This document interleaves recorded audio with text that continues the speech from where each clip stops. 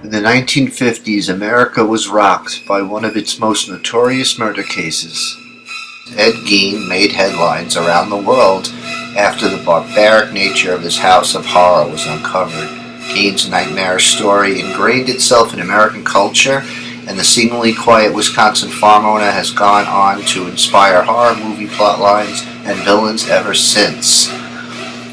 The most famous would be Psycho, the movie we're talking about today, and of course, the Texas Chainsaw Massacre, and even Silence of the Lambs.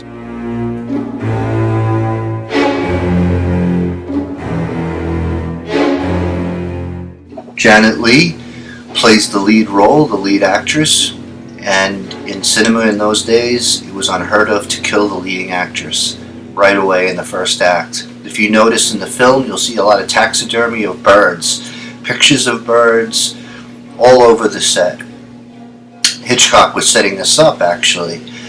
Norman even mentions to her that you eat like a bird, and her last name is Crane, which is a bird. You could see the birds all over the phone there, setting us up for his masterpiece that was yet to come, in color, The Birds. Psychopathology gets a really bad rap. It doesn't necessarily mean that you're violent. Patterns of unstable and intense relationships, chronic feelings of emptiness, emotional instability, paranoid thoughts, intense episodes of anger, and suicide behavior. The project stemmed from Robert Bloch's hit novel Psycho. Bloch netted just $5,000 for the sale of the film rights.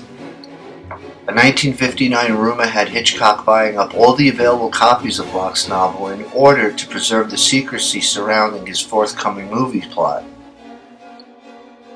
Hitchcock allowed leaked photos from the set of a director's chair with the name Mrs. Bates.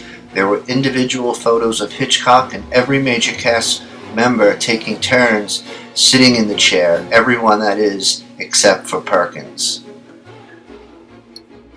Hitchcock has said that one of the reasons he shot Psycho in black and white was because he thought the bloody murder might be too much for audience. He used chocolate syrup as the blood swirling down the drain. Nevertheless, some audience members swore the scene was in color and that they saw red blood.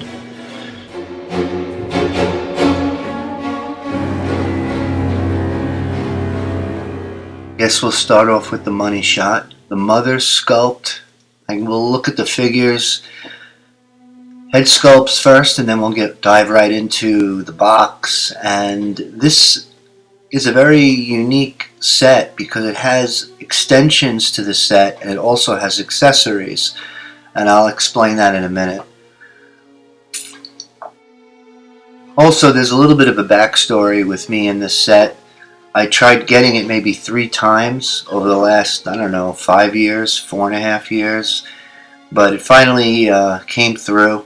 And I have to say it's much, much more impressive in hand, although videos and photography are also very impressive. But having it in hand is, it's like a feast for the eyes, more or less. And everyone bashes the Norman figure, but I actually like him.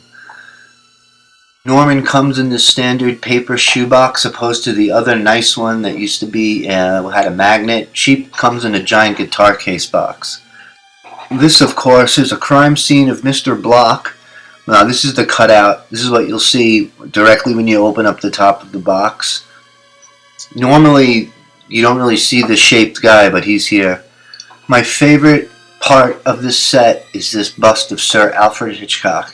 If I had a 1/4 scale figure of this painted, in color, it would be mind-blowing. I mean, this is one of Rainman's greatest sculpts.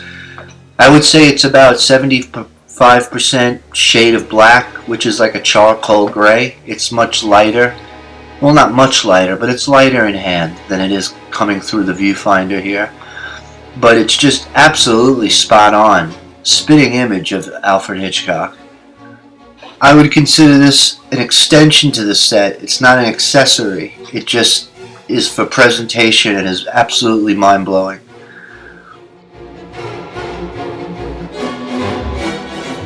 The next extension to the set is this beautiful crafted chair. It's some assembly required. Without it, you can't display the mother. It's more or less like a stand for a figure.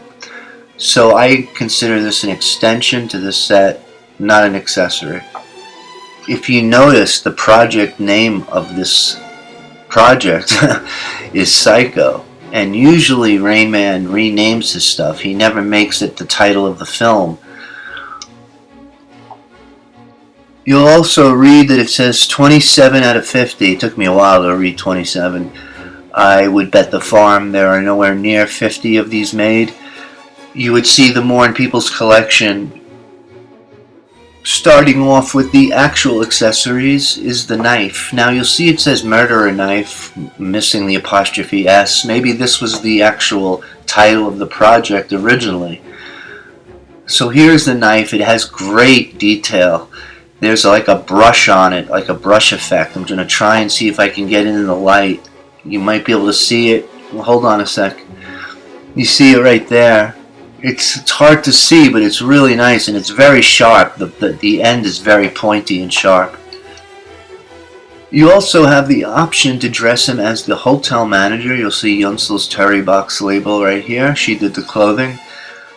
And you also get a hairpiece. If you want to remove the Norma's wig, the fake wig, you have that option too. There's a hole right here in the center of his forehead. I'll show you. You see right there, that's where you would put the hairpiece. And of course, last but not least, he comes with his own Imperial mouse droid. I did some research. I looked at some pictures of the actual dummy they used at the end of the film, and within her eye sockets, there's another layer of eye sockets that's all cracked. That's a little more pronounced in the film, and her teeth are bigger and more threatening, but otherwise, this is an exact replica. This sculpt is an exact duplicate of what they used in the film. I just want to go up and down and show you some of the outfit. The hands are very, very fragile, so you really need to be careful. I believe Rainman, in my opinion, he's famous for his limbs, his hands, his feet. He's really good at doing this type of stuff. I mean, he's good at doing everything, but I really take notice of certain things, and I've noticed even on the most boring figures, he does fingers and hands, and as an artist I could tell you that it's very hard to draw hands.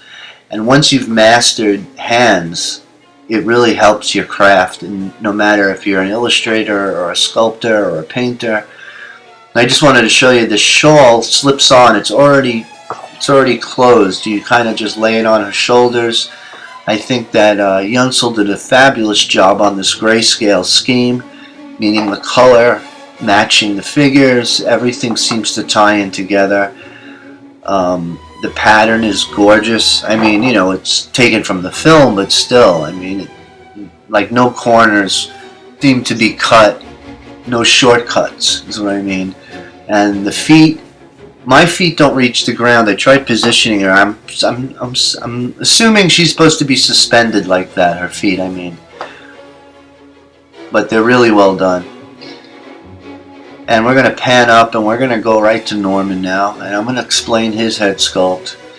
It's a strange smirk Rainman chose. I don't know if that represents the character. Usually, he's a very sarcastic sculptor. You'll notice this with Doughboy. Sometimes he does caricatures, sometimes he does something equivalent to just shrinking the person down, like that Hitchcock bust.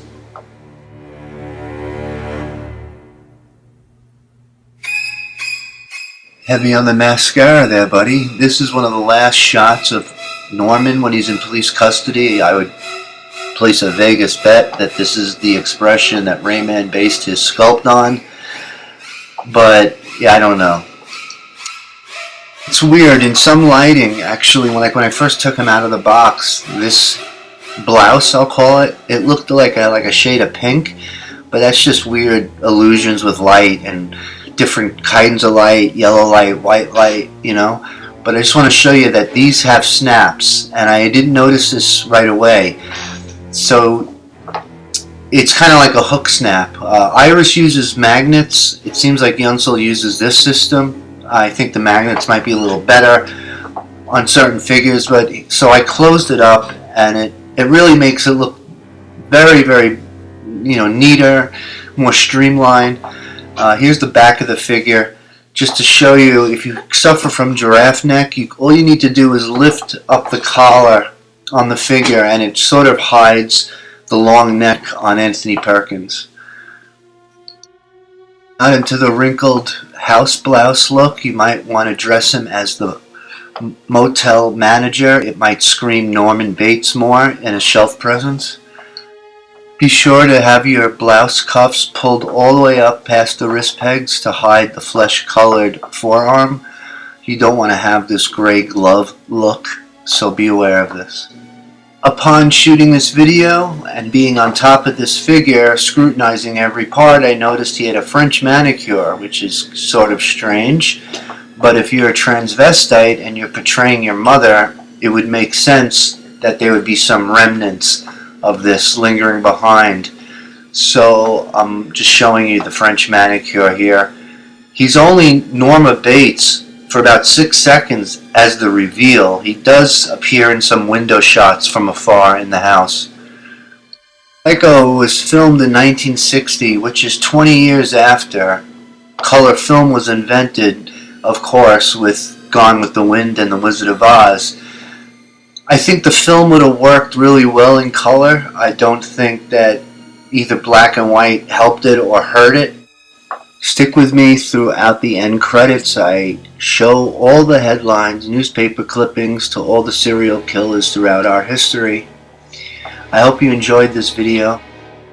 And whomever is looking for this set, I wish you lots of luck. It has such a shelf presence and is so beautifully crafted. You will enjoy every second of it.